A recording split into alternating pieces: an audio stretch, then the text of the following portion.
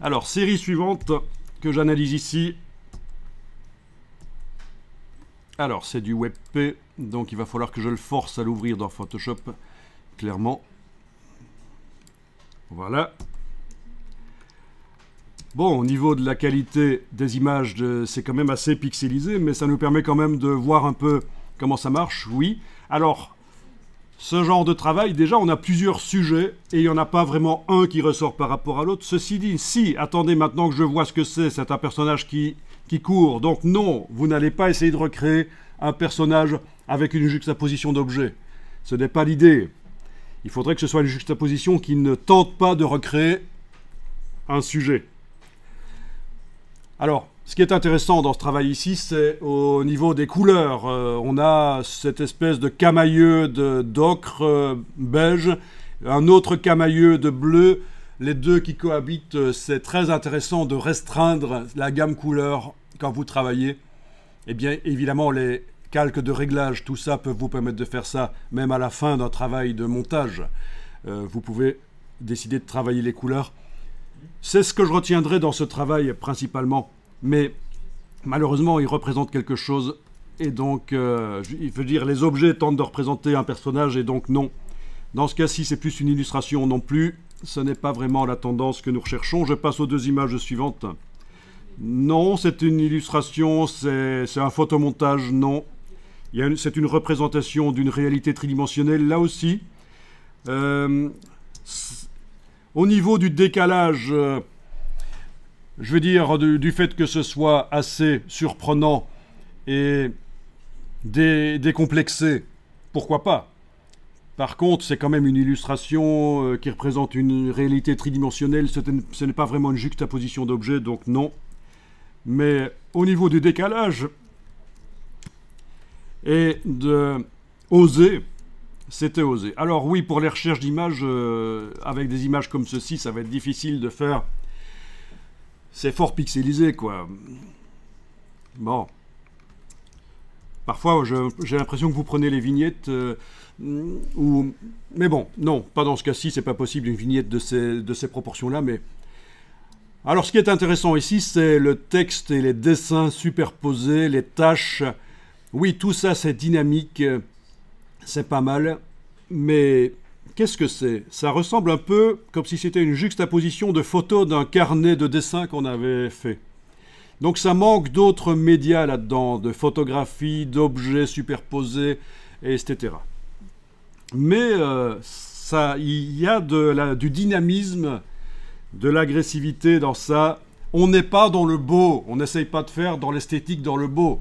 Ça, c'est caractéristique du travail que vous allez faire. C'est que, surtout si vous dénoncez une cause, un problème dans le monde, une injustice, pourquoi allez-vous esthétiser? Oui, ça s'est déjà fait dans l'histoire de l'art. C'est une posture, c'est une démarche. On montre des choses horribles, mais on les dessine bien et c'est joli. Mais c'est pas vraiment dans le sens dans lequel on va aller ici. Alors ici, c'est plus de la peinture, je pense. Ah non, c'est un collage photo, ok. Mais ça représente une réalité tridimensionnelle, ce n'est pas ce que nous cherchons. Nous, on fait vraiment de la juxtaposition d'objets. Là aussi, ça s'apparente plus au photomontage, donc non. Là aussi, il y a un sujet principal. Mais il y a des idées. Alors oui, tiens, ça c'est quoi? Au début, quand j'ai vu ça, je me suis dit, tiens, c'est des coraux, mais en fait non, est-ce que c'est pas plutôt des vues aériennes de montagne? Ça, c'est la première fois que je vois ça, en tout cas. Qu'est-ce que vous pensez que c'est? Ça vous paraît être ça, des vues aériennes de...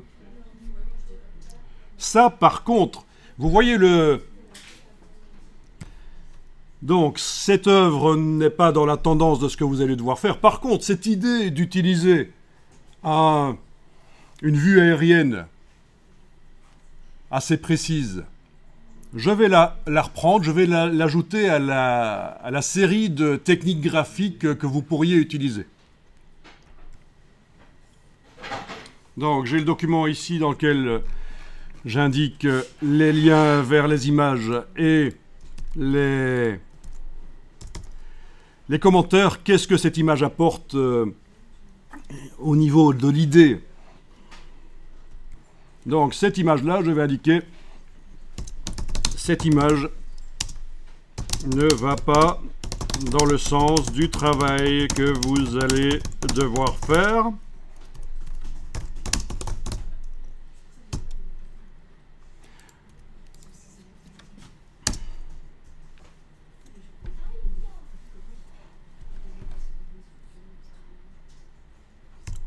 Par contre, il y a une idée graphique intéressante, c'est d'utiliser une photographie aérienne en tant qu'élément graphique. Voilà. Ok, c'est ajouté. Donc, vous comprenez le principe, c'est que je vais parfois chercher dans des images qui ne sont pas du style que vous allez devoir faire, je vais quand même chercher des bonnes idées parfois. Et ça, vous allez pouvoir les utiliser dans votre travail. Il faudra que votre travail réponde aux consignes, bien sûr.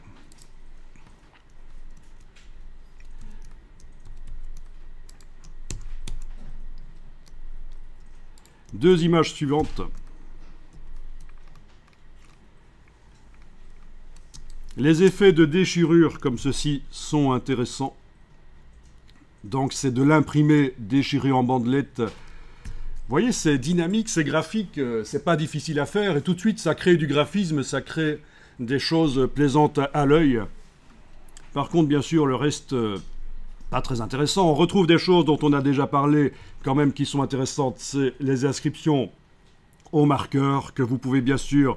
Ben oui, on peut le faire directement dans les logiciels avec un stylet.